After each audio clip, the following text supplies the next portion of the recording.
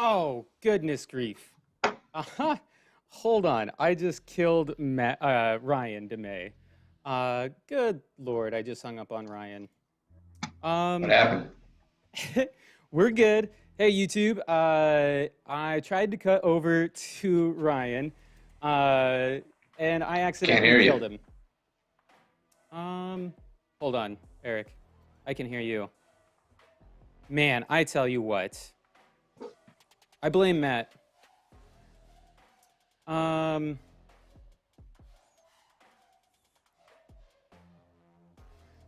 Good Lord. Everything is broken all at the same time. Jeez. I'm sorry, people. I'm trying to fix 3 things that are currently on fire. Um, okay, Eric, you should be back. Can you hear me, Eric? Yes. Okay. I accidentally Can killed you, Ryan when I tried to cut to Ryan. I think I can hear Ray. yeah, can you Uh, hear me? all right, I can hear Ray. So what I'm going to do is I am Awesome. going to get Erik introduced here. This is Erik. He's a new homeowner here in Tennessee, and he's got a salad. Of course, we've got Ray. Ray, let's give you a nice little intro here. Ray is calling us from his coconut, of course, because why wouldn't he be? Yeah. And so I'm going to throw Ray and Erik to the wolves here while I tap dance and try to get Ryan DeMay added just as quickly as I can.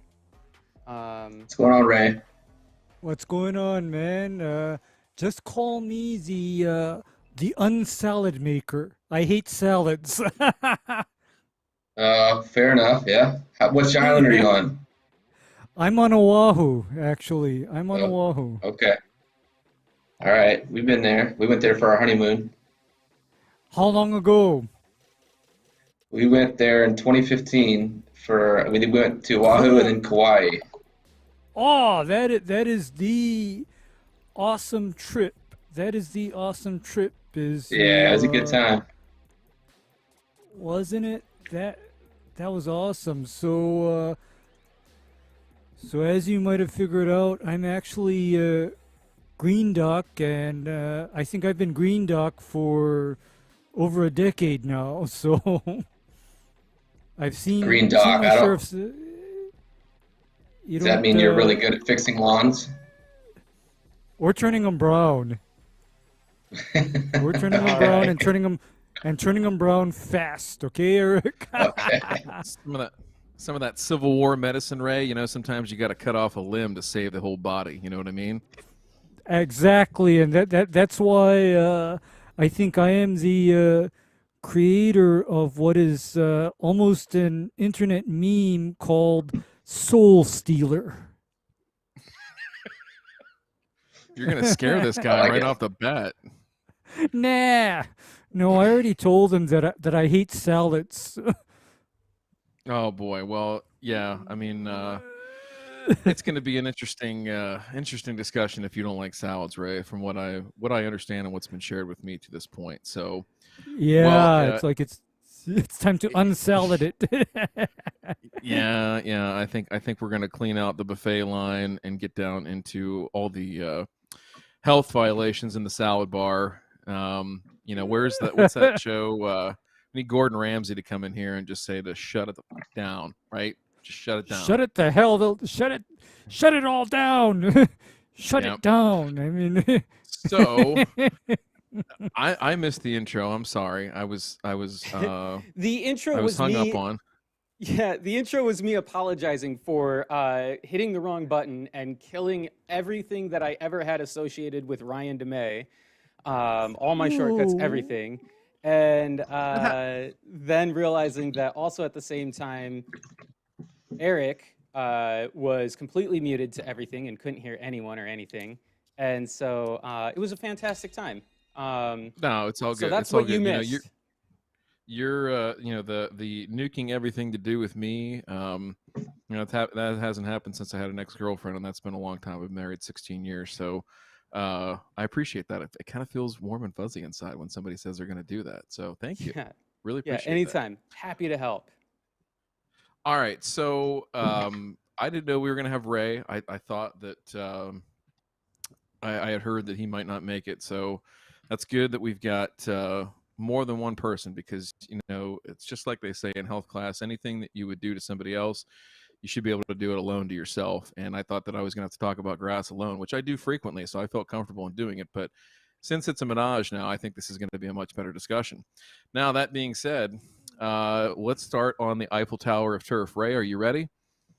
We're ready. We're ready. Let's Good. go. Good. All right. Now, Erik, tell me how you got here. I mean, it looks like you're sitting in a nice room there in a fairly new house, and I heard that you're in Knoxville, and that you've got a lot going Well, on. Lay it yes. on us. What do you got? So, well, I was in this kind of skeezy bar here in Knoxville, and I went to use the bathroom, and it said basically, call for a good time, and I called, and Jay Pink picked up, and that's how this happened. And he asked me if I'd want to be a part of this weird live stream. It was kind of the kinkiest thing I'd ever heard. So that's how we got here. Well, Strange, I and know. so that's how, I'm glad to see that Jay Pink is following all the training that we've given him as executive producer to get guests. He's Yep. trying anything and everything he possibly can, and it's working. So Yeah. that's good. I mean, it was creative So how marketing. I mean, really. Yeah. I mean, that his whole saw for the porta johns must have broke down, so he resorted to the regular bathrooms there at the truck stop. But that's good to know. So now that all that being said, what kind of grass do you have in your lawn? How old's your house? How long you been there? Kind of give us the backstory on the lawn piece of your life, and what the good, bad, and the ugly of that might be. Yeah. So the house is about 30 years old. We've only been here about a month. It's probably 80% weeds. This is the third house we've owned. We had a house in Florida. We had another house here in Tennessee, and this is the third one. And this is by far the worst yard that we've inherited. So, um, Mm. I had I had him out here taking a look at it, and I asked him what type of weeds we had, and he said, "Yep, that's a weed." So we really narrowed it down. Um, but it's a lot of clover, a lot of some other weed that I don't recognize. The nice thing right now is that because it's 80% weeds, I rarely have to mow it. I just kind of go out there and hack at it a bit, and it looks better than it did before. So um, clearly, whoever had the house before just didn't, spend much time on yard maintenance. So the big thing is just trying to get actual grass to grow. As far as what type of grass I have right now, I would say it's probably fescue where there is grass. There's also a lot of areas where trees are blocking sunlight from getting down, so there's not much grass growing there at all, which I think you'll see in the pictures. So yeah, Gotcha. just trying to Okay. get it looking respectable, and not be something I'm embarrassed about. So I hear you. So, real quick on the size of the lawn, just roughly how big is the lawn? In thousands of square feet. that is a good question. He had me look that up. Let me see if I can find it. He had me do some crazy stuff on Google Maps here to calculate the square footage. Yeah, I told him, I And said, hey, you're going to want to figure this out and let me know, and I'll make sure that I have it so that when you're asked, you don't have to rely on your brain. yeah, And I don't have it pulled up. I have it right No, here. that's So the fine. front yard says 3,200 square feet, and the backyard is 1,600. Okay, so Does that sound 4,900 right? square feet, not bad. Typical, Yeah. typical, typical lawn. That's good. That's good. And Yep. then, yeah, that's good. So Jay Pink asked you to do that. That's good, because I think that's his hobby is writing ACT and SAT questions. So I think that was trying to trick you into doing some math. So thank you, Jay Pink, for all the front end work that you do. So now we've established we got trees on the property. Where are the trees in the front, the back, all sides of the house? What are we looking at here? Oh, There, there's a there's a huge willow oak in the front yard, and in the backyard there's no trees in the actual yard, but once the yard stops, our property keeps going, and there's a bunch of trees that kind of overhang into the backyard, if that makes sense. got it. Okay. So then this is good. So that is your front of your. Oh wow, wow, those are way too close together. Okay, Mm-hmm. and then yeah. Yeah, So I'm getting that. this picture's take. Go ahead. I was just going to say, I've got a company coming out later this summer, and they're going to trim that massive tree in the front yard, and they're going to trim another oak that's you can't see there. Yeah, that'd be good. Looks like it's kind of getting a little close to the porch there. It doesn't have a really good shape to it. Yep. So I imagine with as much care and effort as the previous owners put into the lawn, they probably did the same for the trees on the property as well. So living in Knoxville, you're kind of in this area, right? That is what we call the transition zone. And that means that we can grow cool season grasses there.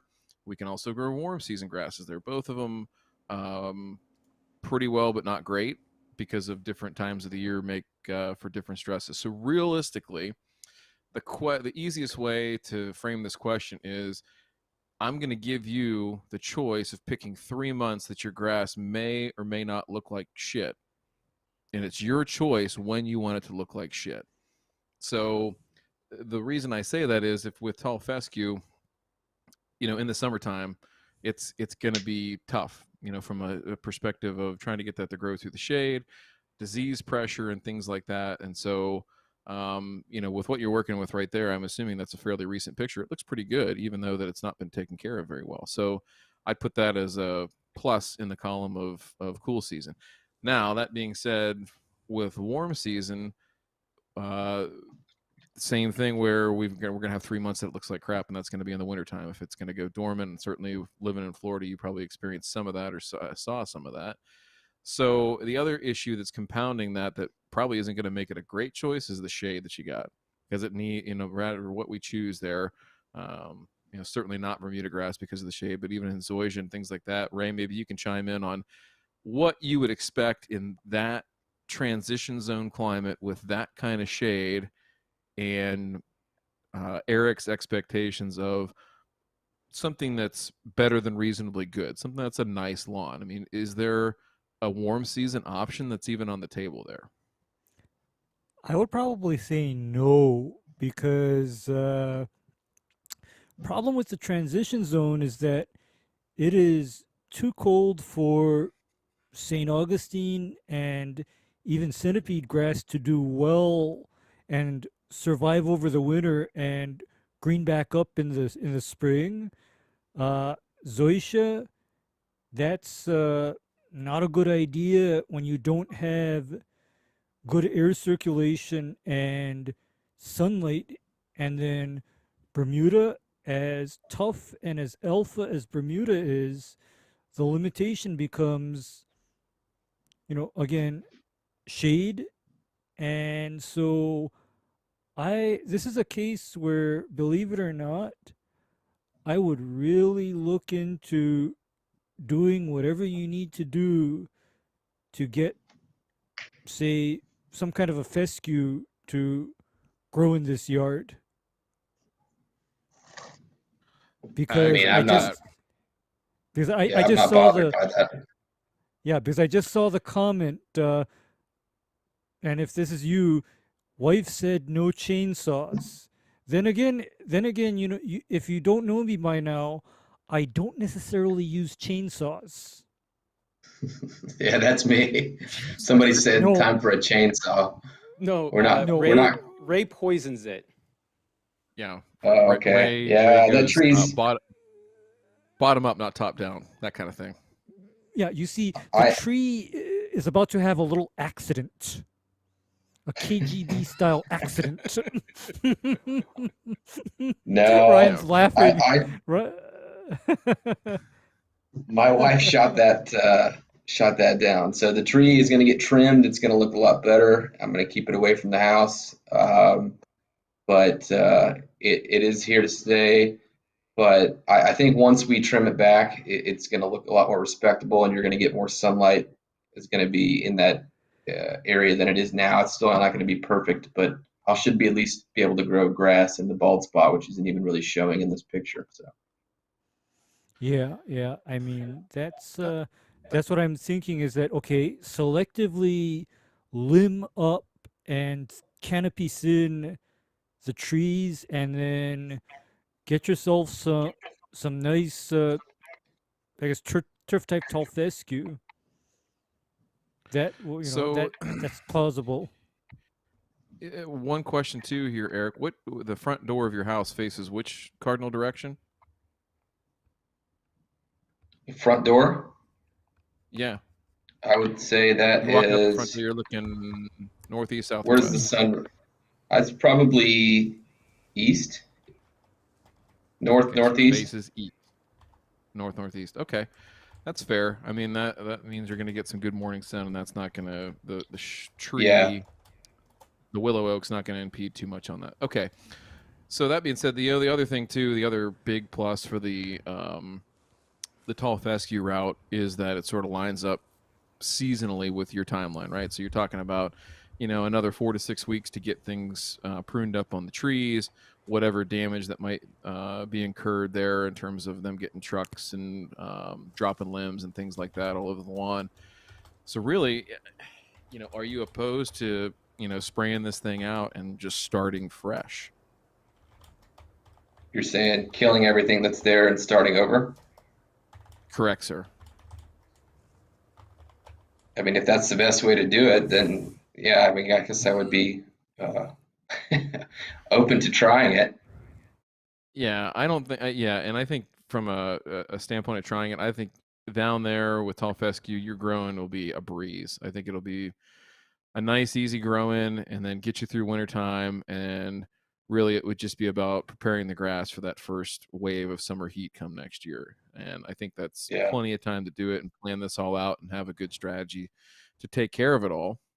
So, really, what we're talking about here is when we talk about spraying out and removing it. Ray, do you want, and you can consider this isn't Bermuda, Ray, so we're going to get pretty good activity on our first round, but how would you recommend in a cool season base like what he's got here, and knowing that there might be some Bermuda mixed in here, right? Whether it's common or something else that might be lingering or have, or be a weed, right? In certain cases, how would you go about the process of spraying this out, both from a timing perspective and products to get it done and then have it ready for, say, a maybe like Labor Day ish seeding date? Labor Day seating date. Okay, what I'd probably look at is, when did you say that you would have your tree trimmers come in and prune up these trees? I think it's looking like late July, early August is as soon as they can get here. Okay, so as soon as those fellas are done, you are looking at what I know as Soul Stealer Light. And what Stealer Light is that's Roundup or glyphosate. That's, another grassy weed herbicide called Fusilade. And you add to that some triclopyr or Turflawn ester. And what that will do is that'll guarantee that your clover's not there anymore, your broadleaf weeds aren't there anymore, and your Bermuda grass is gone too. Because just know that in the case of a very salad garden type yard, Roundup alone is not enough to ensure total removal of all existing vegetation. So I hope as soon as your JP tree is trimmers taking are, notes. yeah, right as soon as your tree guy is out of there, I'd say get ready to whack the yard, do it, and then Yep. do it again in 14 days, and then give it about a month to totally work the second time.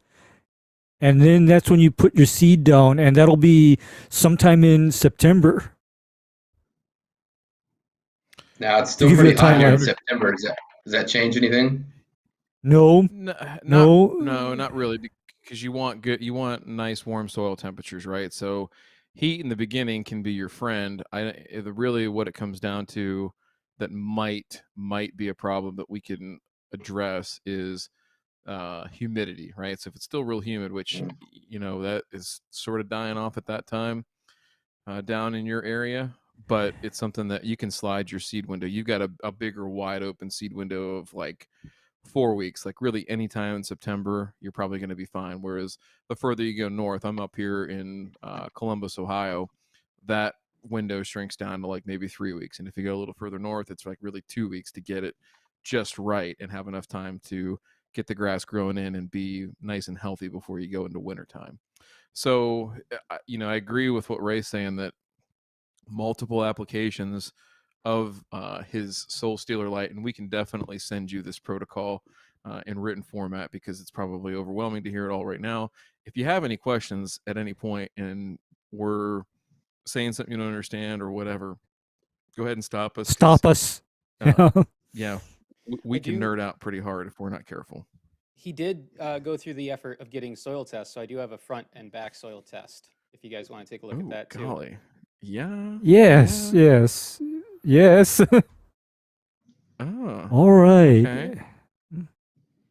Yeah. So there's front. Do you want to go to back, or do you want to stay on front? Someone's gonna have to unnerd this for me. Okay. Oh, this is pretty easy. Go ahead, Ray. This is pretty easy because what you're looking at is you're looking at number one, your calcium level is seriously inverted compared to your magnesium level. And the significance of that right now is when you have that kind of a soil condition, the soil tends to be sticky, greasy, and poorly drained even. So what you do with that is you may consider amending your soil with some gypsum which is calcium sulfate. And what that'll do is that'll add some available calcium to your soil and possibly correct some of that soil condition. And the next thing that I'm going to be looking at is phosphorus. Phosphorus is kind of low for growing grass. So you probably are looking... The 16 parts per million there, where should he be? Yeah, that's 16... if you're trying to grow a regular lawn and you want that lawn to be very simple to, maintain and manage long term, you should be getting your phosphorus up to like closer to 75 to 100 parts per million. But when you are applying this, the name of the game is not to apply it all at once. And so this is actually a case where you start to feed your grass what's called a 1:1:1 ratio fertilizer anytime you need to apply fertilizer to the lawn. Because your typical lawn fertilizer is extremely high in nitrogen and much lower on phosphorus and potassium, but in that case, that's not exactly appropriate for you. You Right. do well to, do like what they call, like a 10-10-10 or an 18-18-18 or something where each of the elements in the fertilizer analysis are present in equal amounts. So you'll maintain your potassium level and you'll constantly be working on your phosphorus level. And this is in contrast to what most universities and soil testing places tell you to do, where they just tell you to load up one time with a very high phosphorus fertilizer. But that is wrong. And the reason why that's wrong is whenever you apply a fertilizer element in quantities where the grass can't assimilate it into its system and uptake it, that fertilizer element then becomes a source of environmental pollution. So instead of doing that, whenever your grass needs fertilizer, consider a 1-1-1 type fertilizer. And those are going to be pretty easy to come by. I mean, Walmart is going to have those. Any big box will have those, right? And so it makes it, from a homeowner standpoint, a lot of times we have to recommend things that are maybe a little bit more avant-garde than your typical Home Depot lawn and garden aisle type products. And so if that's the case, we'll definitely send over some links and things like that to make sure you get the right stuff, especially on the, glyphosate's pretty easy to pick up, or the Roundup, right, that you're going to use at the front end of this. But there's a couple other things that Ray mentioned in there that would be a little bit more, like I said, niche, but easy to come by. They'll ship it right to your door. There's no fuss. There's no special papers that you need to have or anything like that. So kind of going back to the fertilizer piece, let's look at the backyard if we can. J Pink, did we? Yeah, so very, very similar. It's Yeah. yeah. It's similar. Yeah. What's the back look like, or how, from a performance and just a look and aesthetic standpoint? Oh, it's worse. It has more weeds back there, and then there's the pond of death. Oh, look at that. Yes. Oh man, what is that? What is that? And Is that a koi pond? Well, yeah, it's something. So there's goldfish in there, which this pond has been a love-hate experience so far. I'm learning how to take care of I guess the proper term is water feature. They don't call them ponds, apparently. I got my wrist slapped for that. So, but yeah, I've never owned a house with this. Obviously, it came with it, and it's kind of old. It's been there for about 15 or more years. And it's got, we think, 8 to 10 goldfish. They're kind of hard to count. And yeah, so I'm realizing that taking care of one of these is a lot more work than I realized. So always nice when you get to spend time on stuff outside that you don't really care about or like, right? Yeah. Mm-hmm. Yeah. But it'll be a nice little centerpiece for a good lawn and make it a little bit more interesting. So that's the other thing too, is this is really all about your level of comfort and everything, but you're going to have a brown lawn, and then trying to grow things in with just pulling a hose. I'm assuming you don't have in-ground irrigation, so it's just going to be moving a hose around a little bit with a sprinkler on it. Is that accurate? Yeah. Is any of that stuff going to be harmful to the fish, you think? As long as I don't spray directly in there, it should be okay. I'll let Ray handle that one first. Okay. With what we're suggesting you do as far as the, killing this out, that is minimally harmful to the fish, provided you don't drift large amounts of the herbicides into the water. And Right. I'm kind of glad I see this, because this is where I'm now thinking a little in terms of which grass will be the lowest overall input for your yard. Because believe it or not, I run into situations where people either already have a fish pond or they want to put a fish pond into their lawn, and I then have to kind of think really hard about how their turf is managed. And in one case, I had somebody come to me and tell me that they wanted to put a fish pond, and they already had a zoysia grass lawn. And you know what my reply to that was? You may have your koi pond, however, that koi pond is going to be positioned upwind and at least 50 feet away from the lawn itself. Mm.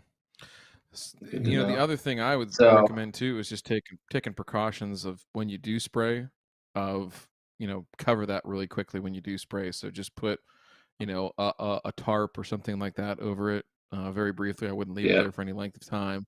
As soon as you're done spraying, it's all out of the air. Like there's not going to be any risk of um, droplets still in the air and things like that. So just cover it for 10 minutes while you spray.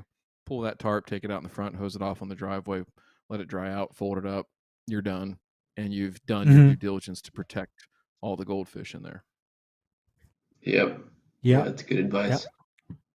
Well, and otherwise, I would even, believe it or not, I'd even be able to spray something like that without covering it.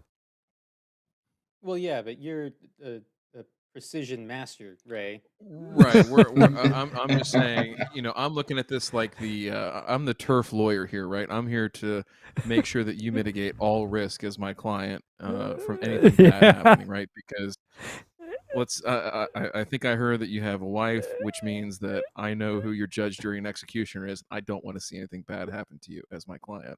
Oh, So, she's already named the fish, so yeah, she's pretty oh attached boy, to him. yeah. What? Yeah. Okay. Okay, Yeah. tarp it then. Never mind, tarp it. Forget what I said. Tarp it. Yeah, go back to that last picture, Jay. Go back to the last picture, and then the one that's from yeah. So like in the far right corner over there, you can see where it's all dirt over there because there's a tree that hangs over that section of the yard. Mm-hmm. So we plan on. When those guys are out here trimming the other trees, I'm gonna see if they'll cut down the tree that's causing all that shade. Because that area is just going to become a big mud pit in the winter. So I know the dogs are going to love that. So I want to try to get grass growing there before that happens. Is that so? Behind the fence, is that your property? Yeah, my property actually keeps going really far down into the pit of misery here. And you can see the So you've got trail. the pond and the misery. Nice. Yeah, and this path to nowhere. You can see they built, you're wondering why they built this path into the retaining wall. There used to be a pool down there, believe it or not, and they took that That's out. pretty So wild. yeah, but my property keeps going pretty far down in there. I've yet to walk down in there because I don't like Lyme disease. So I'm trying to avoid it until the fall. Yeah, I mean it's generally frowned upon in most circles, so I get you there. So the tree that we're talking about removing, I think I see a shed or a trellis or something back. Okay, so just right over top That's of my that. neighbor's house. No, Oh, it's okay. the one kind of in the shade there at the far left. Or zoom back in there, and you'll see it. I wish I could show you where I, s- I'm hovering my I mouse see over, where you're but at. I yeah, see where you're at. Yeah. So it's a poplar tree, and they get really huge. And I'm gonna see if they can just cut it and drop it directly back into into the yard. Not even worry about cutting it up, and just let it rot. Not there you into go. the fenced-in portion, but the area behind it. So That'd be perfect. Throw it back yeah, into the Like where your head. forest. Yeah. Yeah. Yep. Throw it back it'll into the return to the forest. earth. Yep. Yep. That'd be a new hotel for the rabbits for bang time. So good for them. That's a way Yeah, to support your friends in the animal community there. So that's right. now the question is like, do you really want to do the front yard and the backyard at the same time? So this is where it's like, do you push all your chips in and do everything at once, which it probably is going to suck, but it's once you get it all growing in, everything is done, and then you can be in maintenance mode. The other way of looking at this is you do the front this year and just kind of live with and start to clean up the back a little bit, and then transition to doing that with a renovation the following year. So you don't need to answer that right now, but it's the same process. It's just not necessarily double the work, because I think you said that the back is clearly about half the size of the front, so it's Yep. 50% of the work that you're going to do in the front that you're adding to it. So that's a value proposition to ask yourself, and how quickly you want to get things done. the next thing I think to think about is, okay, so we say tall fescue. So have you ever had to choose like specific grass seed or anything like that, or is it just more of the Home Depot or Lowe's approach where it's like, hey, we got the sun and shade mix, we got the shade mix, we got the sun mix, and you No, just roll with that? our last house, uh, we had fescue grass, and so anytime I would reseed it, I would buy fescue seed, and so Hmm. I'm already familiar with that. So if that's the route to go, I'm fine with it. I saw some people in the comments for making fun of it, but that's fine. I mean, honestly, that's whatever grass we have now is probably fescue, whatever little bit that we have. So it makes sense. And from what I know, it's fairly low maintenance. So I'm not trying to, be out there working on it constantly. So if that's the best advice, I'm not offended by that. And the grass purists over there can suck it. So Actually, it takes its lumps. Go ahead, Ray. yeah, actually, I'm just thinking in terms of, what is, what you want, what you're able to do, and what is the most practical. Because I could be crazy and tell you, okay, go ahead and put in Zoysia, and now you're going to be real cutting it and doing everything else to it often, and then you're going to also have it brown from, say, October until May, but then it's going to look like golf grass from, you know, June until September. But you're going to have to yeah, work for it, and it's going to involve things where, like I said, if there's something that I don't like to see, I don't like to see fish ponds in the middle of a zoysia lawn because it never works. It never works. Okay, I mean, and I'm just saying that because, by the way, the scariest job I had to do was applying fungicides at a multimillionaire's house, and I was doing it to a lawn that was right around a huge koi pond. Mm. I was okay. treating Empire. I was treating How many Empire did you kill? Zoysia. None. Do you have proof of None. this, Okay. or? Yes, I have proof of it. He's got the little on his None. spray rig. He's got the little fish, the kill count right there. he rolls with that. Yeah, and by the way, Ryan, I don't have any fish on there.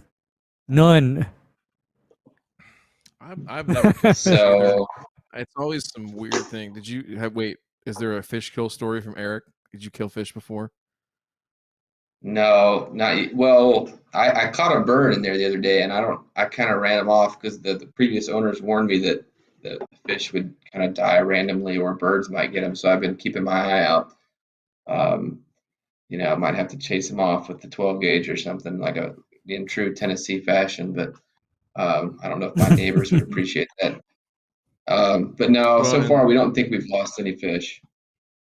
that's good. I mean, if one does die, of course, the traditional way, the burial at sea in the commode is the acceptable way to dispose of that. So just like that goldfish you Right. went at the county fair, koi pond, same deal. You're going to the sewage treatment plant. So Yep. the seed thing, I just wanted to say, you can get a little bit more detailed with that. There's a rating system, if you will, of different variety or different types of grass and the varieties within those, right? That universities look at this across the country and say, hey, this is how well this particular type of tall fescue, how dark green it gets, or conversely, how light green it gets, or how it does against diseases and things like that. So, J Pink here, I'm going to send you this real quick. You can throw it up. This is purely educational. If you don't want to look into this or don't care, that's fine. It's more for the viewers as well as you, just to take a look at. Now, most people here that are watching probably do know what this is. It's called NTEP. So NTEP, which stands for the National Turfgrass Evaluation Program. It's run by the USDA, so it's a government-funded study where they look at all different species of grass, and then again within them. So think about it like, different types. So we're talking about, pickup trucks versus vans versus cars and RVs and things like that. Those are sort of like the different types of grasses, because we've got different uses for different things, and they're better at certain things than other grasses might be at those same things. And so within that, then we've got different models, right? We've got makes. So different seed manufacturers will manufacture different models within that. And so that's kind of how we stair step it down. We start looking at these things. So J Pink, if you click on, let's look at spring green up and see where we're at. And then the nice thing about this, they also give you a few different, let's see where you're at, J Pink. Yeah, so if you look across the top here, you see IA1, IN1, NJ. So these are different testing sites in different states. So Iowa, Indiana, New Jersey, on and on here. And so for you, the probably these first three are going to be more indicative of Tennessee. You're going to kind of get a balance of what you might see out there in your climate. Now, they do some stuff out at University of Tennessee there in Knoxville, but they don't have data on their tall fescue on here. But what you want to look at is, the overall mean score here of some of these. Now, this top one, Kentucky 31. If you buy any fescue, please do not buy Kentucky 31. All right, so it tests it tests really good at spring green up, and it always comes out on top here on this particular test. Somebody in the comments just tried to plug Kentucky 31, so they're pissed now. I think I know who that is. That guy went to Ole Miss. He doesn't know anything about anything. If we're trying to launch the space shuttle, we'd be okay. But if we're rolling here with, he's actually trash the whole time.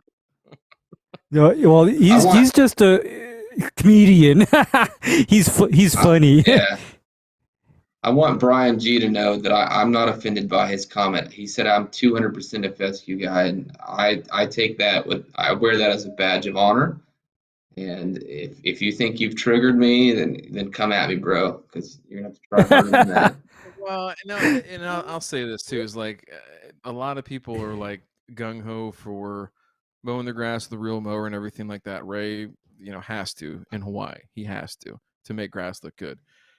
I'm more of a free spirit. It's like, hey, you know what? If you want to mow your lawn at 3 inches with, a push mower, like, the $120 Murray special from Walmart, like, by God, if that's what's going to make you happy, I ain't going to get in your way.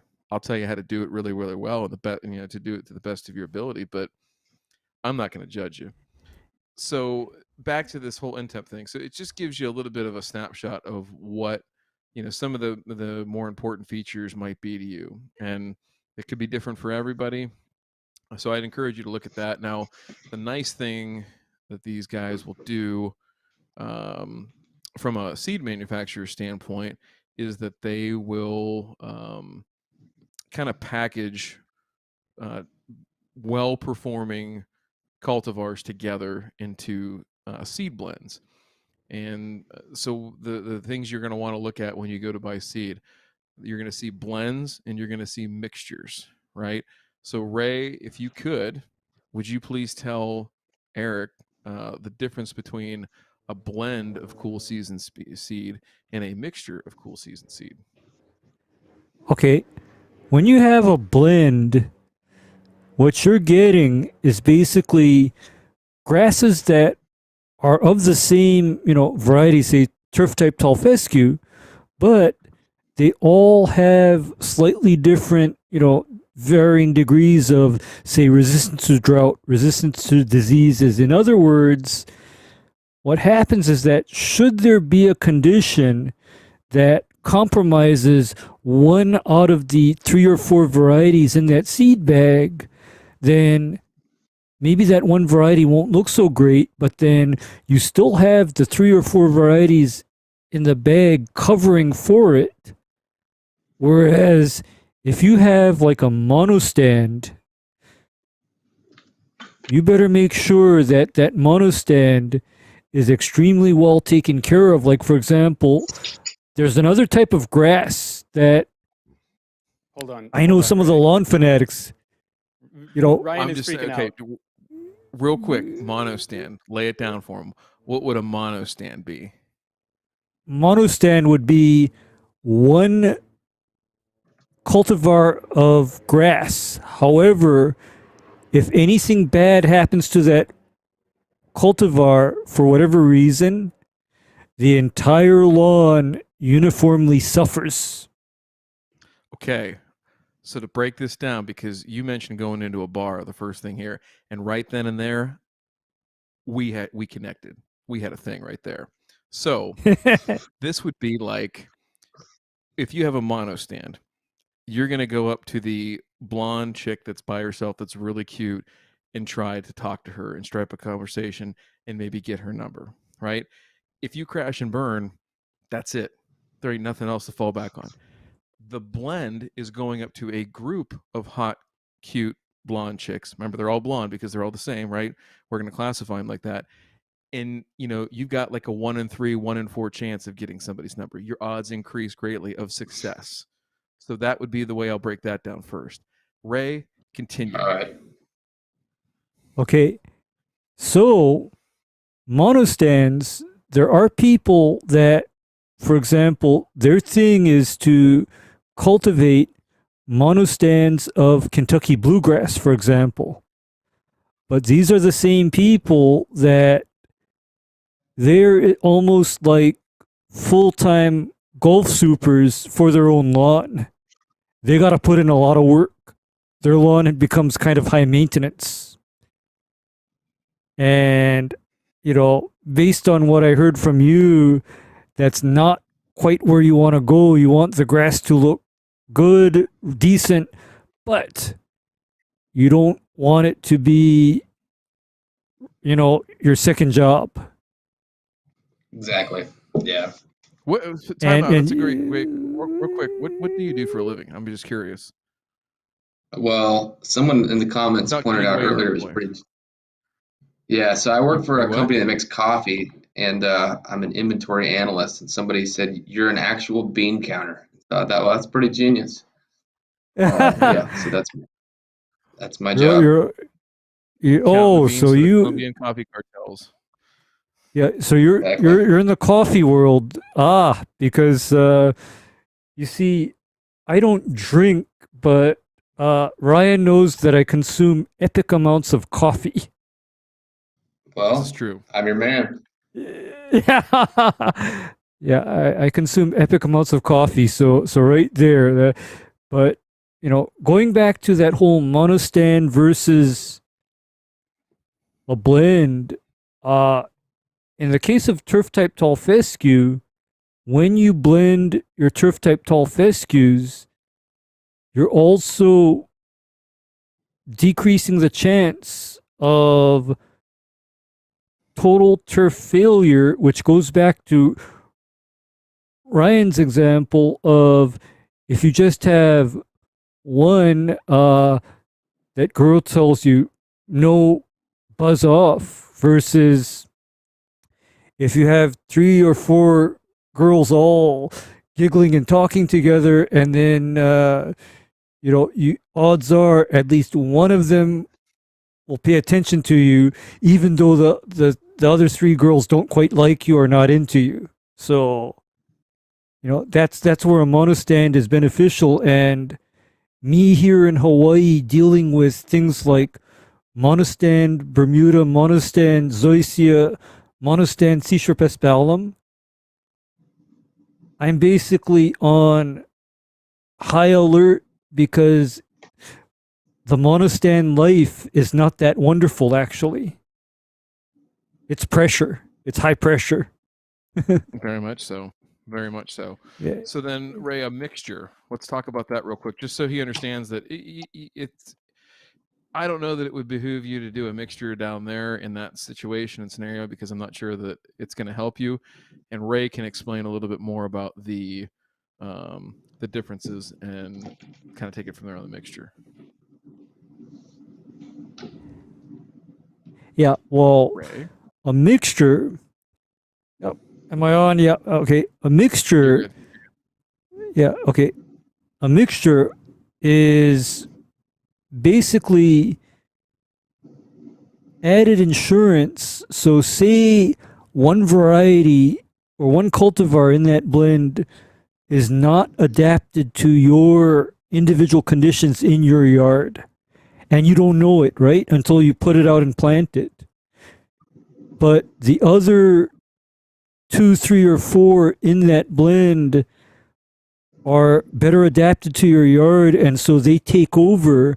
And what will happen is, in that case, you won't even notice that that one cultivar didn't do well. And so there's a means of continuity in your, when you're planting out your yard and growing it out over the years. That's the Yeah. advantage. Yeah, so in this case, in the traditional sense, this would be mixing in like Kentucky bluegrass as a additional component to this mixture, right? So you'd be primarily tall fescue, but have a little bit of Kentucky bluegrass in there, or have a little bit of perennial ryegrass in there, let's say. With it being an unirrigated yard in shade in Tennessee, I don't know that there's a lot of value in adding those necessarily on your initial mix. And so I would just say that the blend, right, of 3 or 4 high quality cultivars of tall fescue that's going to do well specifically in the transition zone is probably your ideal choice here. Now, that being said, there are some commercially available ones, like I was saying, where the seed companies will then take like the best 3 or the 3 that they feel like play nicest together, and put them in a bag for you. So it's not like you have to be like, well, I need to go get that one from this place, and I need to get this one from this place, and this one from this place, and mix them all together. A lot of times they'll do that for you and make it really, really easy. So that's a consideration there too. Ray, can you kind of run down, with a hose, so now we've got this area killed out.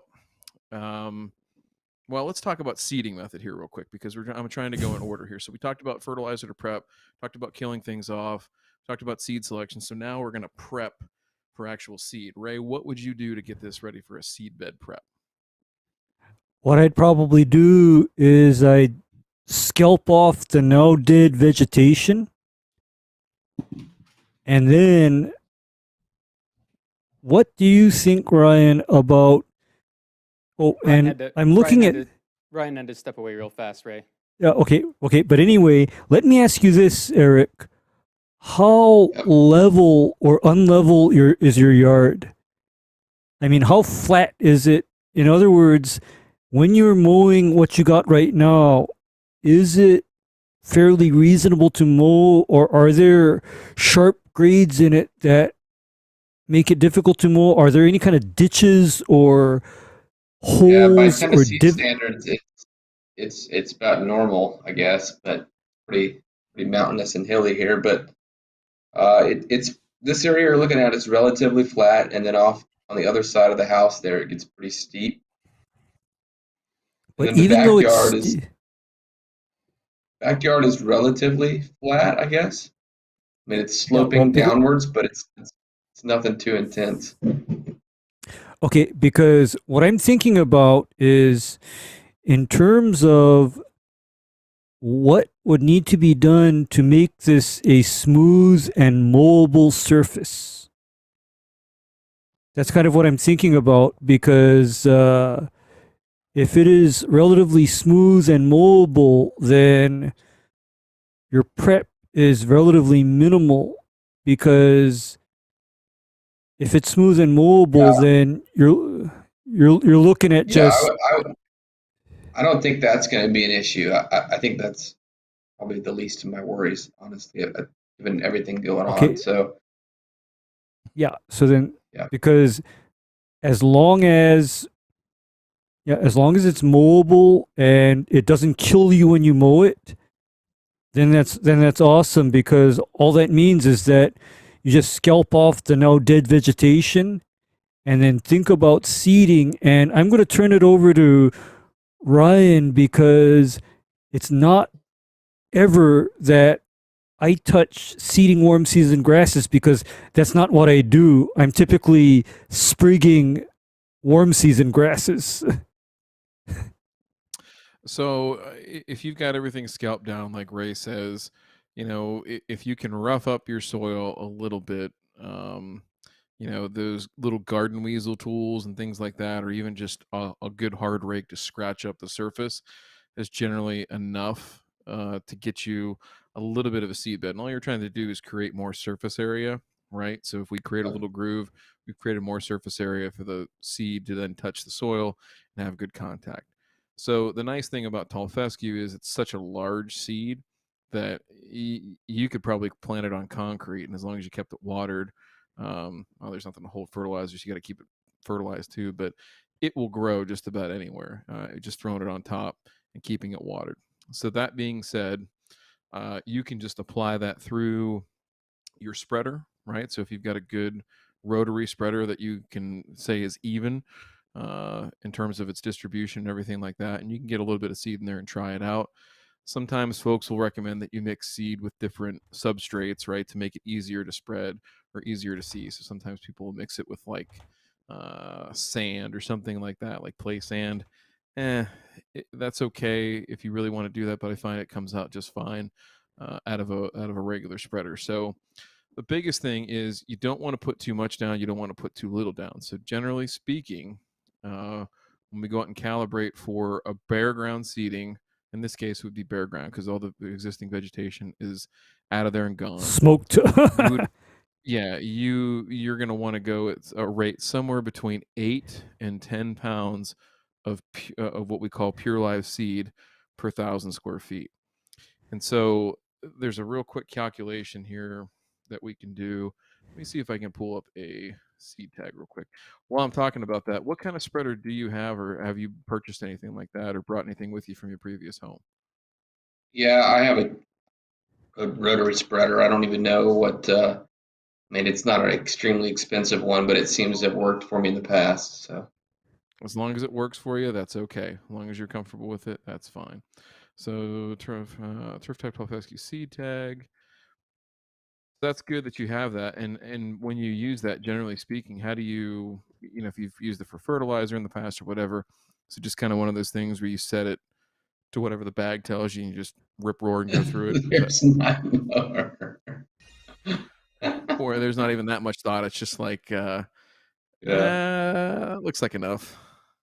I'm just cracking up that picture of my mower. Oh wait, I didn't see it. I'm on a separate tab here. Let me take a look. What did you do, JP? Yeah. It's He made me send in a picture of my my little push mower that I have. Oh, that's not bad. That's not bad. I mean, is it not that? No, it's actually a damn good mower. It's self-propelled and it's a Honda engine, so I just bought it, but it's great. To be honest, it makes it so much easier. My last mower wasn't self-propelled, and this has made a huge difference. So I've got a self-propelled Honda that is probably in the neighborhood of 17 to 18 years old. Thing still runs like a top. That's one of the best home purchases I ever made. No qualms about it. So they're great. Yeah, I mean it's go ahead. there. Nothing wrong with that as a mower, because for me personally, as long as it cuts the grass properly and you like it, I don't see any good reason to get not so crazy about the mower, because the frequent scenario that I run into is somebody spent huge money on the wrong kind of damned mower, and they've blown their lawn budget for life because they did the wrong kind of mower. And I've seen cases where, for example, I have to ask them, Why the hell did you buy that? Yeah. Well, Why the? I mean, my yard's not, it's not big enough to justify a riding mower. I mean, so, and you're talking about 3 or 4 times the cost, for a decent riding mower from what I've seen. So, but it's funny at our last house, my yard was a little bit bigger, and our neighborhood was mostly folks that were retirees, and I think I was the only one push mowing. Everybody else was out there on a riding mower, and they all kind of just laughed at me. So I always wanted a riding mower, but this new house doesn't justify it. So here I am, Yeah, well, and I can also it tell works you fine. that a riding mower is better suited for flat, non-sloping ground that has no ditches, divots, or Yeah, deviations in it. So yep, there's no shame in a walk-behind mower because that just enables you to do a better job of mowing overall. yeah. No, that's a good So point. And the terrain here is in Tennessee is really not is typically not flat, and yeah, it's we not. actually had a guy here a few years ago who uh, somehow rode his riding mower into a pond and got Oh pinned no! and Oh, didn't make it. So oh yeah, it's always no! been in the back of my mind too. Yeah, especially Yeah. now that I So have a it's pond, man. I can't die in my pond in the backyard. So that's right. That's Well, right. then you'll just be a fish named Eric. Yeah, I was That's gonna say, all. as long as you don't kill yeah, then any of the, the the fish, fish you'll will be eat me, fine. and it'll all come full circle. Your dead, rotting, bloated corpse will just be fish food, and hey, life goes on, right? Right, get back to the earth. yeah, Back somewhere. Back. I don't know where I don't know where the fish poop in that little pond goes, but I wouldn't go swimming in that bitch. Tell you that. oh, no thanks. No thanks. Yeah, No thanks. Here, I don't want to. I'll put this one up because it's not commercial in any way or whatever. So I'm not really worried about that part of it. Here So we if go. if Dipping. uh, if Eric wanted to get really nerdy with it and buy very specific seed that wasn't just at Home Depot or Lowe's or whatever, what's like 2 or 3 sites that he could go look at and drool over seed? I'm just saying this because I've never bought seed from either of these people. I have no idea what they deal with or what kind of Not seed an they. I know not they an have good seed. endorsement, just for him to just look at. The two that I've heard of, and I'm just this is anecdotal. Seed Superstore, and the other one is United Seeds. I know there's a close personal friend of ours, Ryan Knorr, who's a lawn YouTuber. He's got some seed on his site that I've looked at and seen it grown, and I know it's legit stuff. I've seen the testing data from it. It's legit stuff. I can speak to that it's good stuff too. So um, those are not necessarily like endorsements of, hey, I've got it in my lawn and I'd use it all day long, but I know that they have reputable stuff at all those places, and it would be worth looking at if you were going to nerd out a little bit. So J Pink here, I'm going to send you this photo to throw up. Again, this is not an endorsement. This is just to talk real quick about something that maybe Eric wants to nerd out a little bit on, and maybe the other folks at home need to be aware of, right? All right, so this is not an endorsement for this product. It's just simply a very easy to find seed tag that's got the information that we need. And so, J Pink, let me know when you're ready to throw that on up there. There we go. Okay. So ignore the brand name because it doesn't really matter. This is the way that any seed will work. And so you'll see here that the seed has reportable values of Eric, other crop, inert matter, and weed seed. So number one, you definitely want to get seed that has zeros all the way across on the weed seed for sure. You'd really like to get seed that has zeros all the way across on the other crop. Okay, because sometimes those are weeds that are not necessarily noxious in your state, where it's labeled, but could be bad stuff like Poa annua, which is a cool season grass that struggles mightily, if not just flat out dies in the summertime. It has a really awful look to it, even if it is growing. And there's some other weedy grasses that could end up in that other crop. Now, this inert matter, all this is some of the chaff and stalks and stems and stuff that comes in when they clean the seed off. It's it's hard for them in many cases in seed production for them to get that completely clean. Certainly, you can find it and pay for it, but it's expensive. So the thing that I wanted to make the point of here is we talked about seeding rates, and for tall fescue, that's going to be 8 to 10 pounds per thousand on bare ground. Now, that being said, we're talking about what we call pure live seed. Now, I want to make you aware of this germ column right here. And you'll see it says 90%, 90%, 90%. What that means is that they did a germination test where they put 100 seeds in a cup, basically, tried to grow them, and 90 of them popped up, essentially. It means that this has a 90% germination rate, which is pretty typical of tall fescue.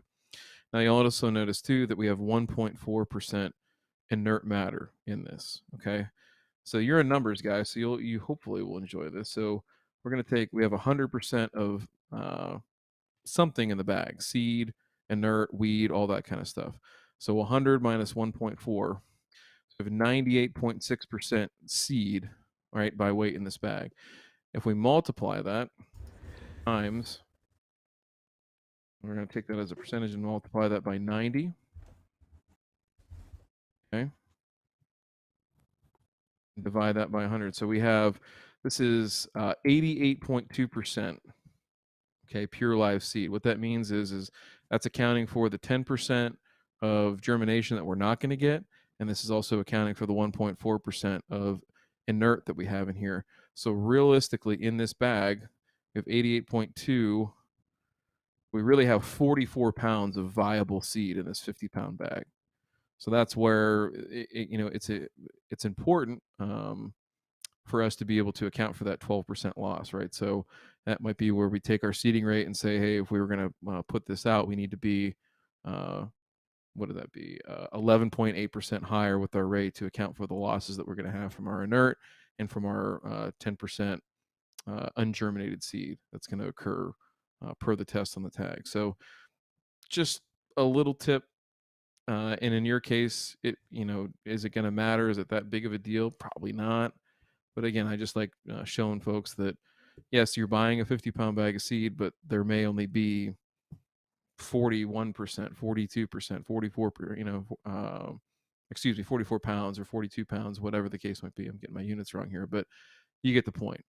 So take that into account when you're both buying seeds, so you can calculate. It's another good way to sit there and do the price per pound and look at exactly how much pure live seed you have in that bag, because these numbers can get a little bit hokey real quick when you start, well, this one's more expensive, but then you go look at it and you've got more pure live seed in it, and it actually makes sense that that's a better value for you, right? So don't just go by the bag price when you're looking at some of these things. So that being said, your lawn that you have, your 3,200 square feet in the front yard, you're probably going to end up buying a 50-pound bag of this stuff, because you're going to need, somewhere between 25 and 35 pounds roughly for your front lawn, leaving you with a backyard where you're going to need probably the balance of that, plus a little bit that, some areas that might be thin that need to come back in. So then this gets back to your schedule. And if your schedule is one that you're going to do the front yard this year and the backyard or next year, then your question might be, well, hey, can I buy that 50-pound bag and keep it and still use it next year? The answer is, you bet your ass you can. So all you need to do is keep that in a cool, dry place. A nice thing to get is like a Rubbermaid tote or something like that at Home Depot. Stick it in there, lock the lid down, put it in the garage. One other thing you can do just for safekeeping is one of those little like rodenticide mice blocks. Go ahead and just drop that in there so that if any mice do happen to find their way in there, you're good to go. Ray, any other thoughts on the seed thing? Well, I think you largely covered it, and my only suggestion for storing seed is, given my climate, I actually put seed of any kind into like a vacuum packed bag, and then it goes in the refrigerator. Ray, now we got the And seed down. Can you talk? Trying to get me a divorce, Ray? No. get yourself another refridge if needed, and stick that in your garage. And oh, by the way, once you're done seeding, or here's a thought for you. The refrigerator in the garage can be like your extra stash for beer or other. After. All right. I have a beer fridge. Maybe I'll fit it in there. Yep. And okay, so that covers actual seed storage. But now that you have your seed in the ground, on the ground, we need to talk about weed control, because that weed control process that I talked about prior to you even getting into the seed. Yeah, That that's a good doesn't- point because weed is still not legal here in Tennessee, so we can't have yeah, it you grow gotta in the keep- grass. Yeah, you got to keep it under control. Exactly. So, first of all, just know that when you are putting down seed, highly suggested is tenacity 1, and then for additional backup, you can also apply what is called quinclorac or drive to further kill and prevent weed seeds from taking over your brand new lawn. Yeah. That's just good insurance. Because otherwise, if you do happen to have a plethora of broadleaf and grassy weeds coming out after you've put your seed down, you're technically limited to maybe whacking it with a little bit of tenacity after the grass has had so many days to harden off after emergence. But otherwise, you're going to have to just wait it out and suffer until the grass has gone through 2 mowings at least, and then you can apply a more traditional weed control program.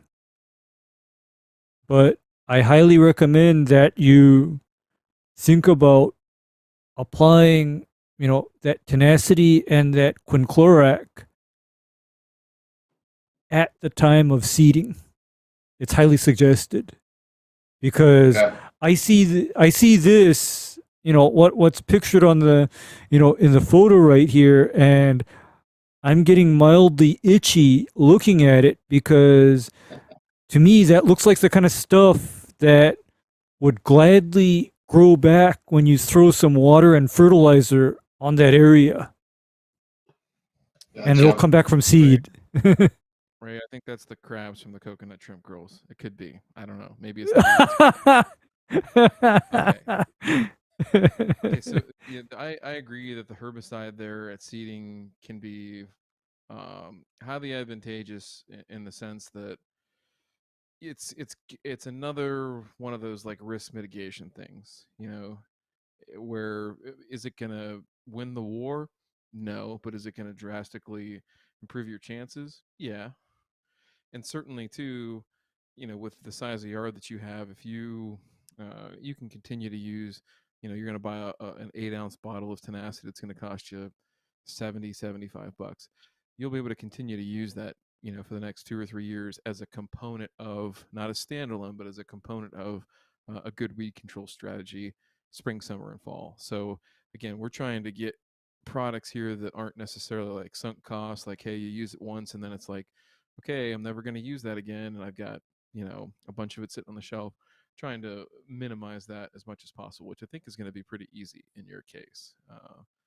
Fortunately, it's not so much the case in other situations, right? Where you've got niche or specialty situations that can be incredibly difficult. Whether it's weeds or other extenuating circumstances. So that's a good thing. Oh, and by the way, running up to that, Ryan, the 2 parts of the Soul Stealer Light are also usable as weed control in that turf type tall fescue as needed once the lawn is established.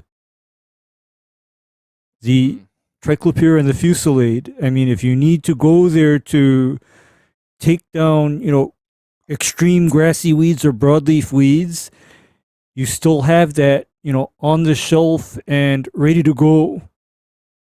Because these are things that you can kind of put in a cool, dark place and just have them there and know they're there, and you don't have to go out and hunt down products when you do run into a dire situation.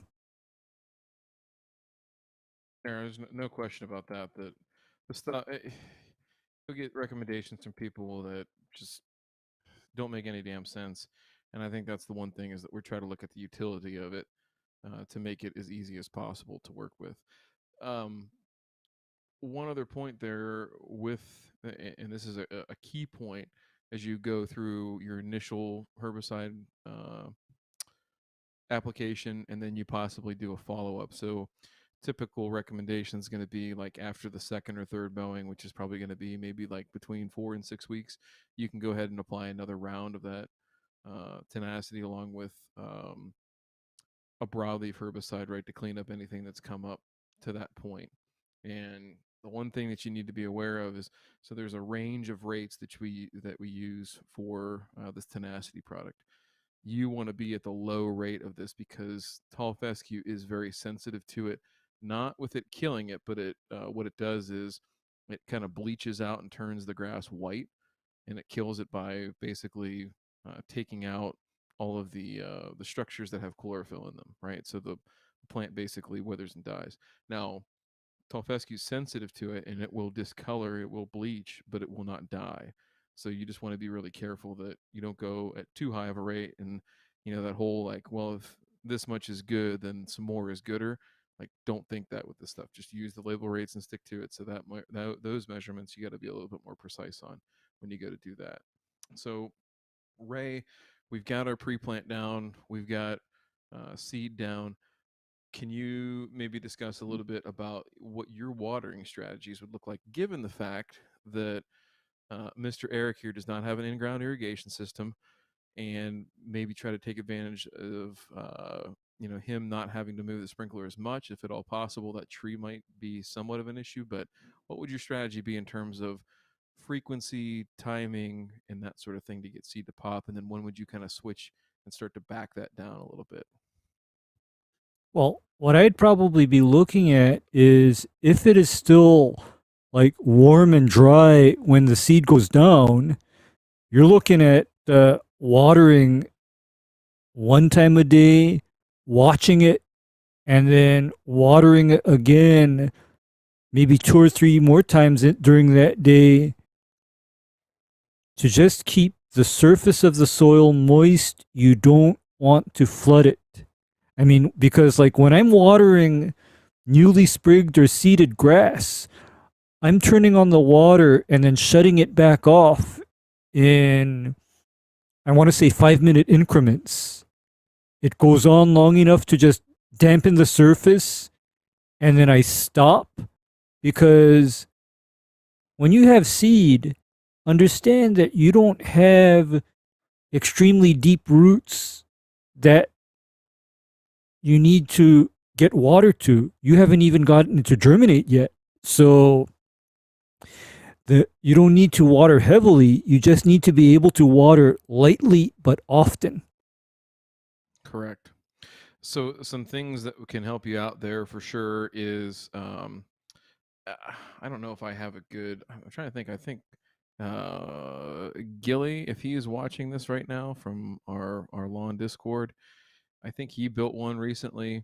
But you can basically take like 1-inch PVC and make a frame that stands up on its own, right? So it's kind of like a rounded off square, and then in the center you take one of the in-ground sprinkler heads that you'd install in your lawn, and you just screw it on that male nipple, and you basically make your own lawn sprinkler like that.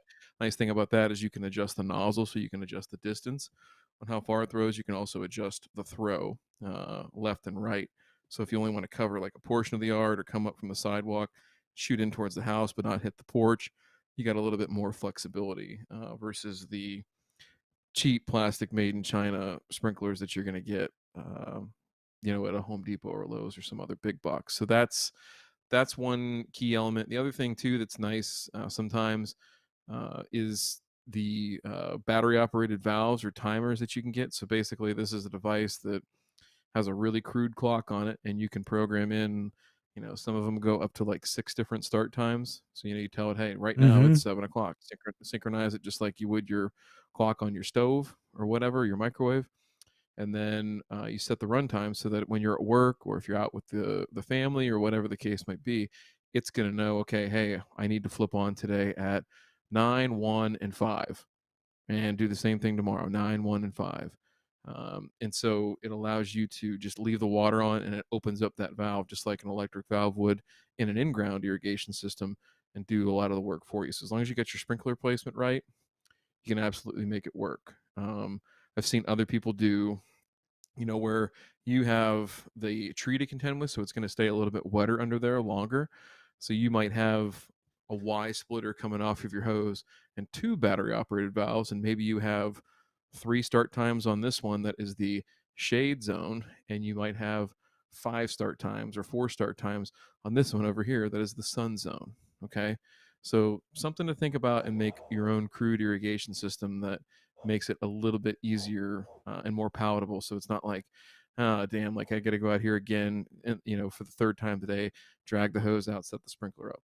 Make it easy on yourself. And the other thing that's nice too is, if you're just like if you have a hunting camp or something like that, if you're into that, like you can go out there and pre-site all this stuff right now. You can go out there and set your sprinklers up and figure out, okay, where do I need to place these? How far do they throw?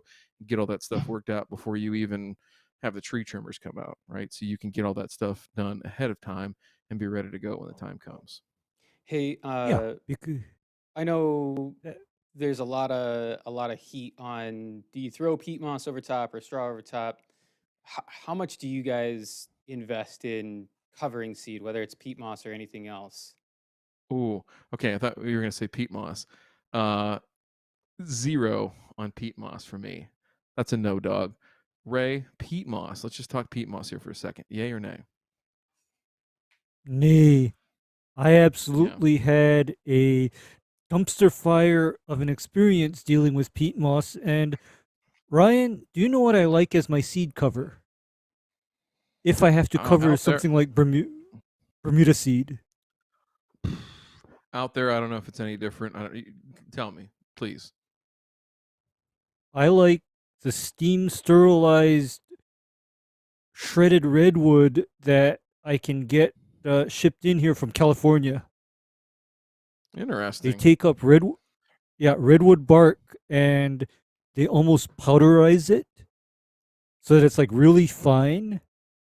It costs maybe about $10 for a 3 cubic foot bale.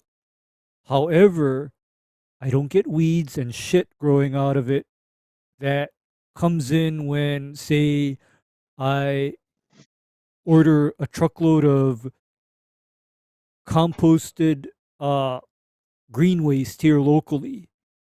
The Yeah. lack of weeds is well worth it to me because what comes to me from California is, you know, screened and then sterilized, so I don't get salad gardens part due with that shredded redwood product. And also, one more thing, Mm. shredded redwood re-wets extremely easily. That's why I hate peat moss, is because once peat moss is allowed to dry down, it can be really rough getting that peat moss to re-wet.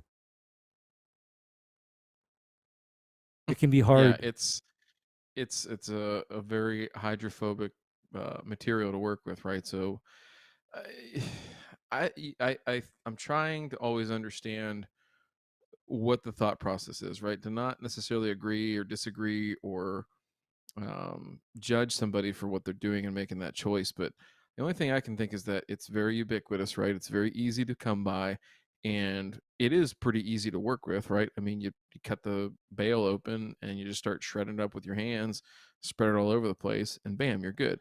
Now, some people will tell you that, oh, I can keep it moist and it won't ever dry out, so I don't have to worry about what you just said, Ray, that it's a hydrophobic substance once it gets dry, right? It's hard for it to get re-wetted. So I, that one, okay, maybe I can see, but again, it's a fairly acidic substance. I wouldn't want that right there at the surface and have that layer right there.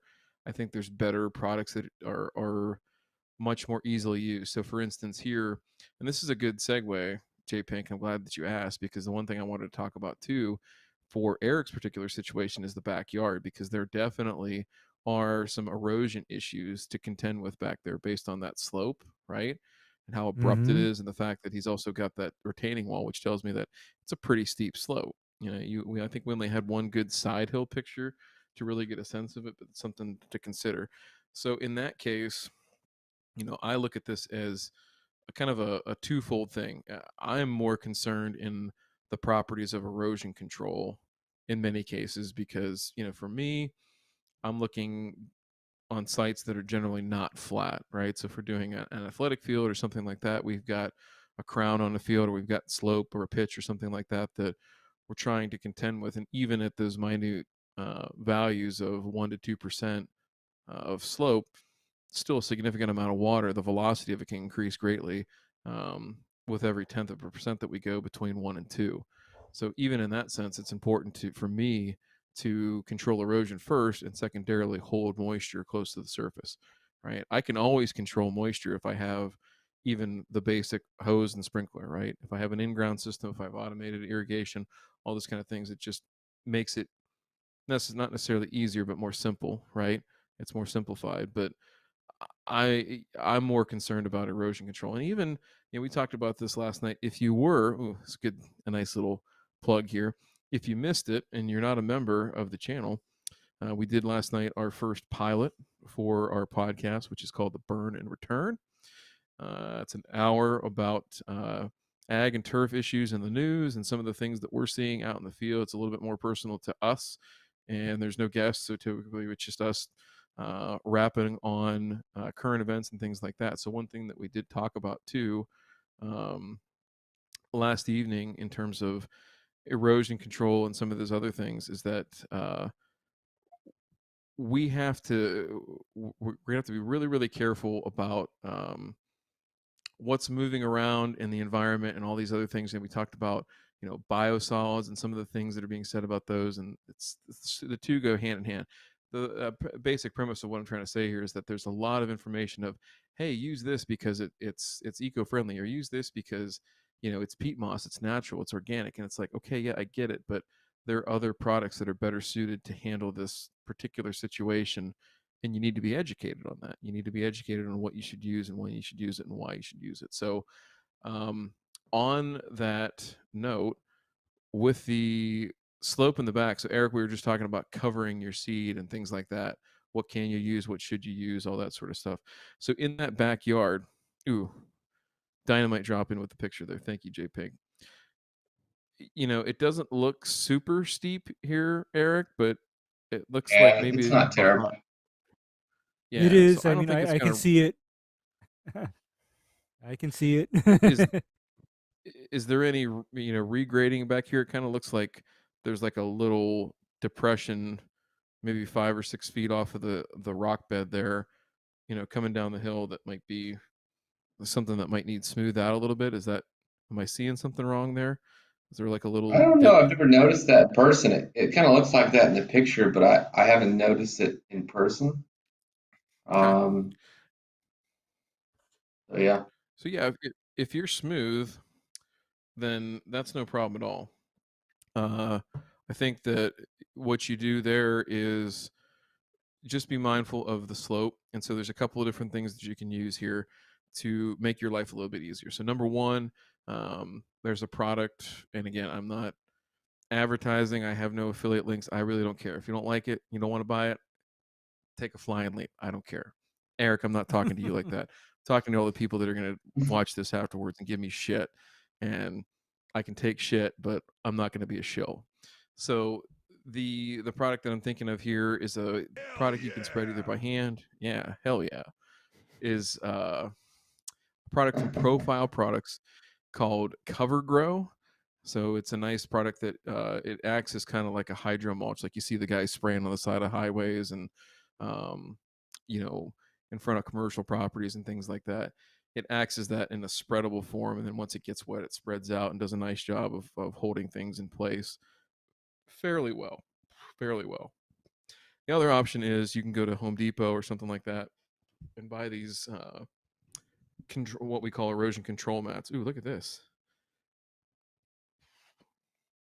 Ooh, look at that little on the right, the competitor's pellet. There's like that turd just kind of floating about an inch. Ooh, it's floating now. Look at it. Yeah. Slowly. I Never good mean, when you that's a pretty never good when you get a floater.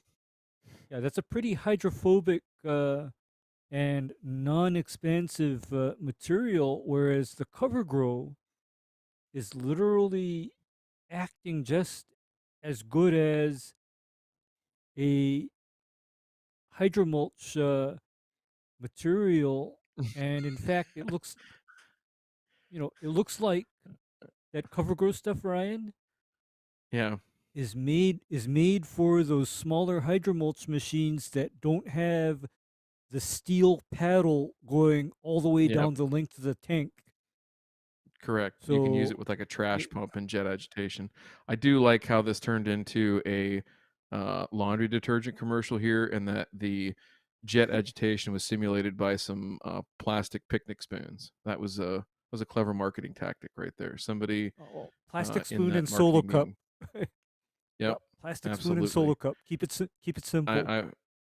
I would say it works better if you pee in it. I think that might help. So the so on that cover grow, it's probably about a $25 a bag product. A bag's supposed to cover, I think, 2,000 square feet. So if you went even a little bit heavier, a couple bags, $50 on something like this wouldn't kill you, and I think you'd have a pretty good result. The other thing I was going to mention too is Home Depot, Lowe's are going to have these things that are called Excelsior Mats. The Excelsior Mats are basically this kind of sandwiched straw, right? So it's got netting on one side and netting on the other, and it sandwiches a thin layer of straw together, so you can roll it out, pin it down, and it'll act as your erosion control and help hold moisture in.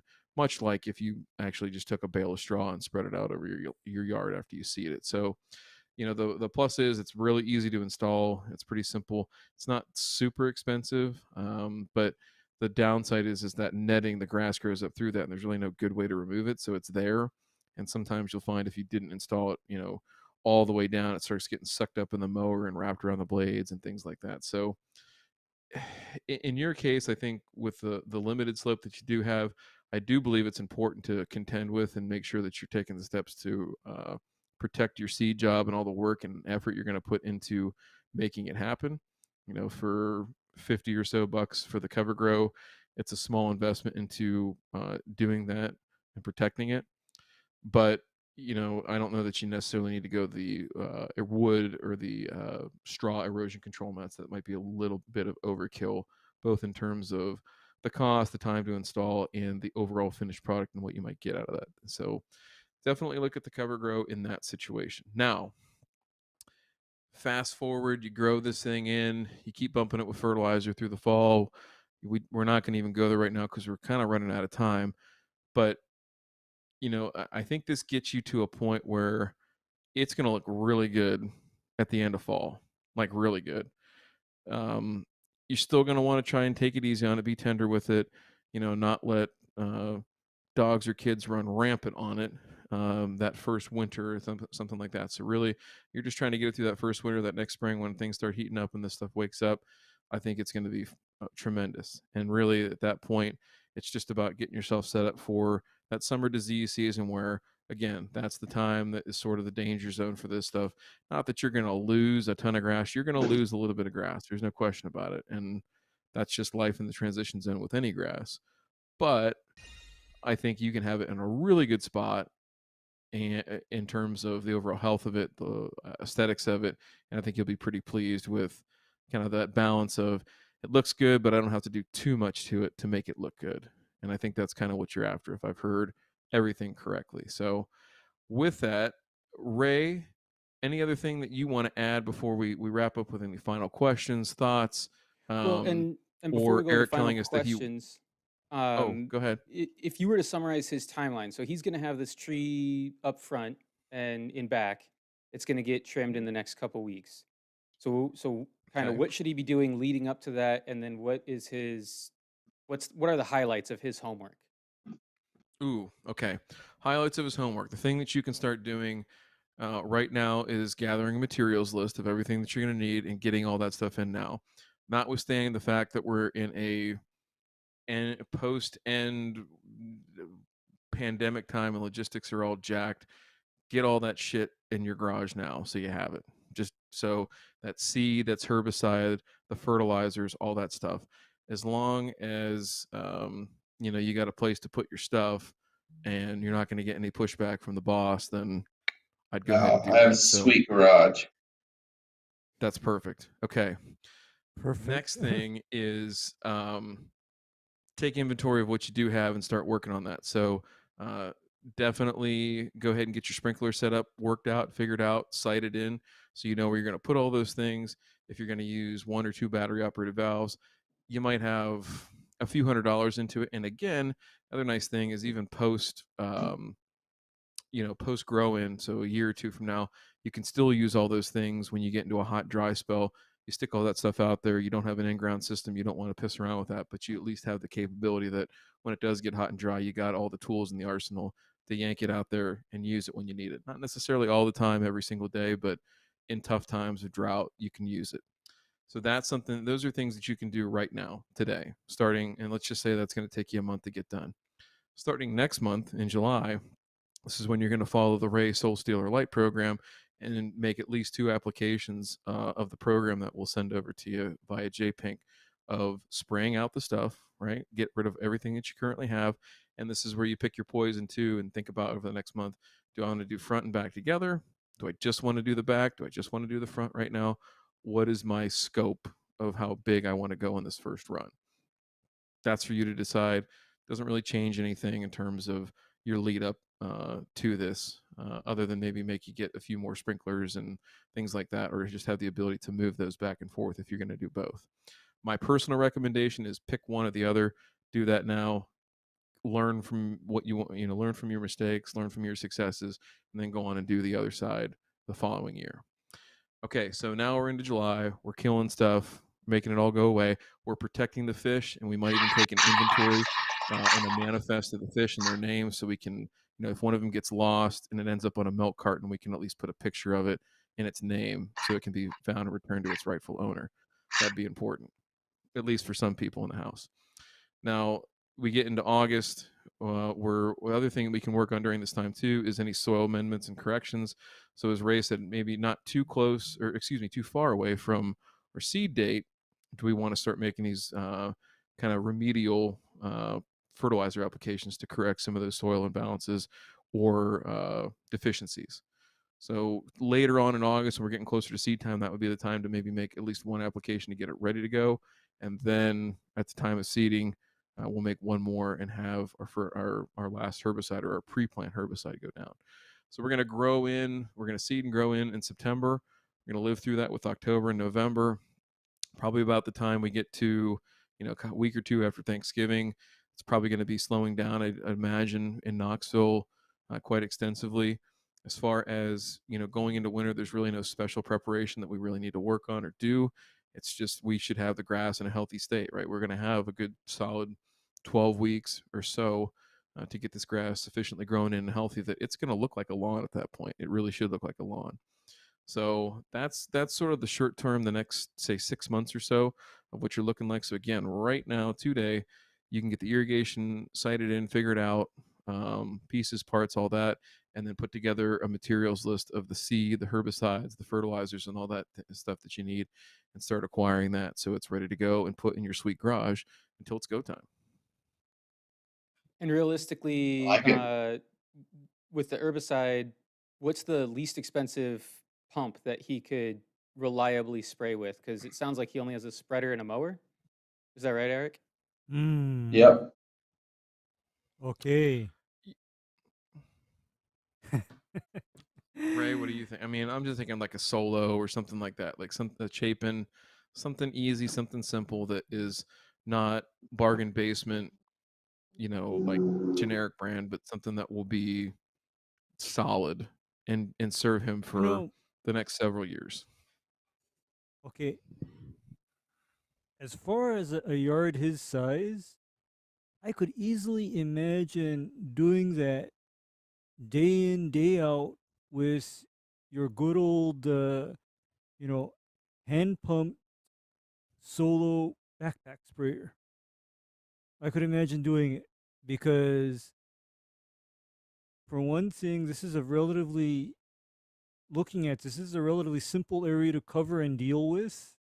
And because it's turf type tall fescue, I don't foresee having to apply a lot of things to it, especially if you're maintaining it not so that it's almost glow in the dark blue, but it's there and you're taking care of it because moving forward, uh consider the idea that during the summer, season in the transition zone, that is not the time to be mowing turf type tall fescue super short and fertilizing it until it's blue, because that just comes back to bite you.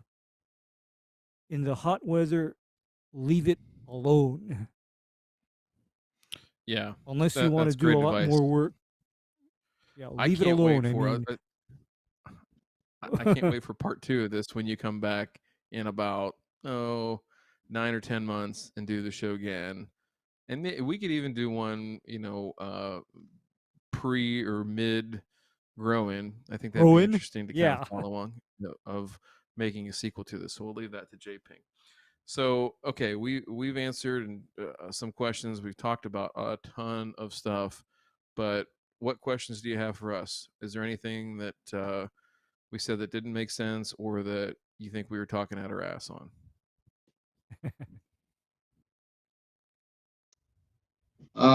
Nothing. No, I don't think you guys were talking out of your ass. I think I just need to do some more research and then follow up with Jay Pink on some questions. It was just a lot to take in for somebody that doesn't know too much about this. So, No, and it yeah, can I seem mean, that way, and that's why we try to boil it down to those initial steps of we can get you a list of what to get, and then I'd encourage you if you want to start asking questions and doing some of that research and have it streamlined for you a little bit. Is there's a community of the lawn discord.com. Go ahead and join over there. A bunch of great folks, very similar to yourself, some more advanced, some less advanced, and they're all in there to help. They all want to see people do well with their lawns and things like that. And so it's a great community to be a part of. And as you're going through and you say, hey, what about this? Guarantee you there's a handful or a dozen people that have been through the same situation, answered the same exact question that you are, and will life hack you to 3 steps ahead so you're not wasting your valuable time. So I'd encourage you to yep, do that. That'd be a great step. yep, will do. Perfect. Easy All right. homework. Easy homework. That's what we're all about here. So Yeah, with make it that, easy. Ray, anything that you want to finish up with and saying, either to Mr. Eric or to our listeners here before we head out of No, this part of the program? no, I think you have, like, I guess, realistic goals, and I think you also have like a realistic idea of what you need to do, and what it's going to cost you, because my nightmare is always the person that wants Augusta National, but they only have a pasture budget. That's actually my nightmare. Okay, I mean, they expect their Yeah. back lawn to look like Augusta National, but when it comes time to, putting the money where the mouth is, or even agreeing to do things because they need to be done, then, I come to a point where I'm Green Doc, I'm not God, and I'm not a magician. Yeah. There's only so much you can control, and there's only, again, it's trying to remove the barriers to success is the name of the game. So I want to thank you. I think it's always cool to talk to somebody who's sort of not necessarily at ground zero, but definitely close and thinking about making that leap on how to make their lawn better. I appreciate you being open to hearing us out and just trying to learn and asking great questions. I think it's a cool little spot that you got there. It's nice to know that somebody in Knoxville is going to try and grow tall fescue and not be aggrieved about it. As Matt always talks about on here, that everybody that's growing tall fescue in Knoxville is just hating life. But I don't see that happening for you. I think it's going to go well. So, with that being said, if you want to join us for the after show or the show after, that is totally fine. For those of you who are wondering what that is, if you are a subscriber to the channel, which you can go ahead right down below this video and click that subscriber link, join us. There'll be a link inside of our private membership Discord. button. It's a membership button. Membership button, not the subscribe button. Excuse me, the membership button. Get it Thank you right. for clarifying that, sir. Come on. Yeah. Hey, I'm working on it. Okay, it wasn't on the cue card. Damn it. Jeez. No, I'm kidding. You should see me when the cameras go off. I just cuss. You get to the after show? Yeah, so the show after. So I will make this proclamation.